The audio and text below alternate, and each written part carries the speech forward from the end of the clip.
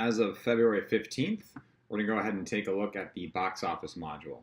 In order to get to the box office module, we're going to click on the left-hand menu here that shows under Orders and then Box Office. That's going to go ahead and launch the box office module. You'll see right here there's a few different options. One is Quick Order, and one is Detail Order, and one is Attendee Check-in. The attendee check-in will be used for checking people in on the Boeing tour, as well as the gallery. And then the difference between Quick Order and Detail Order is just the amount of information that is collected. So we're going to go ahead and start with Quick Order. If we click on Quick Order here, you'll see the two different options. We can make purchases for the gallery as well as the Boeing tour. So we're going to click on the Future of Flight Aviation Center and Boeing tour. As soon as we do that, you're going to see the available times for today.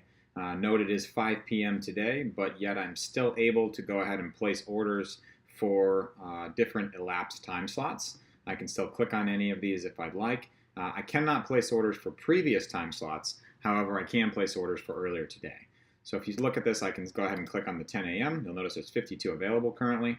I can go ahead and add 2 adults and 1 youth. And if I want, I can go ahead and type the number in here as well. If I wanted to add 20, or if I wanted to add 10, I'm going to keep this at 2, so I can either type it or use the plus minus buttons to go ahead and place those. So I'm going to click Continue now, and now I can choose between credit and cash sale. So to start, if I go ahead and click on Credit Sale, that's going to load up the credit card swipe modal, and you'll see once that loads up right here, it says Credit Card Sale Charge $65. Swiper active, please swipe the card below. Please swipe now and enter the credit card number in the field below. So you can either click in here and type it in, or you can just swipe it and it will automatically process the transaction. There's no need to click and put your cursor into the field. If you do click into the field, you'll notice that will deactivate the card.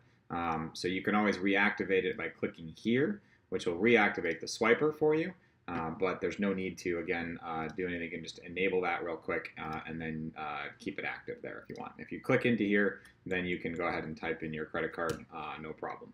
So we're going to go ahead and click onto the cash sale now and place a cash sale transaction. So if you click here, you'll notice you can still put in the first and last name. So I'm going to put in Mark Miller. You'll notice the $65 amount paid here is the default for the charge amount for the cash sale. And I'm going to go ahead and if I wanted to say that, you know what, I was going to put in $90, let's say, it would give me my change due. So I'm going to put that back to 65. And now I'm going to go ahead and if I wanted to submit a promo code, I don't have one I'm going to use right now, but if I did, I could zero out these tickets or put them at a discount if I wanted to. And as I type in any promo codes here, they will automatically populate here. So you'll see right there as I start typing, it'll populate. So I can go ahead and click, once I'm complete with this, I can go ahead and mark this as paid. You'll notice that because the amount paid in here had 65 cents, it would not allow me to mark as paid. So I'm going to put $65 back in there and now place my order. So once I place my order, we're going to see that now my order is complete and I can go ahead and put my email address in here if I wanted to send an email for that person who wanted an email receipt. So right after the order, I can go ahead and put this in. Click Send Receipt and e-tickets, and that's going to send it right to that user. There's also a few other options here that you can see. Print FGL receipts and tickets. That is going to print their BOCA tickets for their on-site tickets. So at the front counter, this is the button they'll be using to print.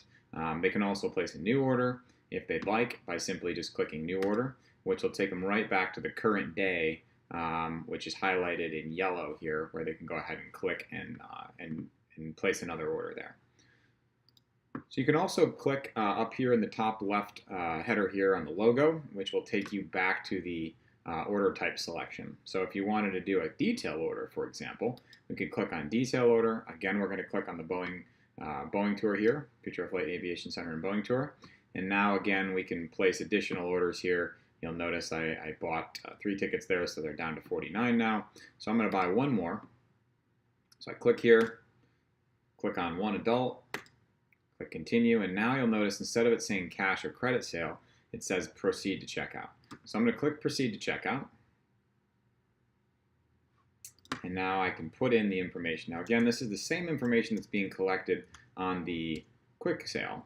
So it isn't necessarily different at this stage yet. I can put in my email address here. It is asking me for my email before I get to placing the order here. And you'll notice at this step now, it's going to ask for the billing address information. So I could either fill all this in, or I could skip it if I wanted to. Obviously, if I skip it, then I'm pretty much doing a quick sale, so real no point in there. So I'm going to go ahead and put in some address information if I wanted to, and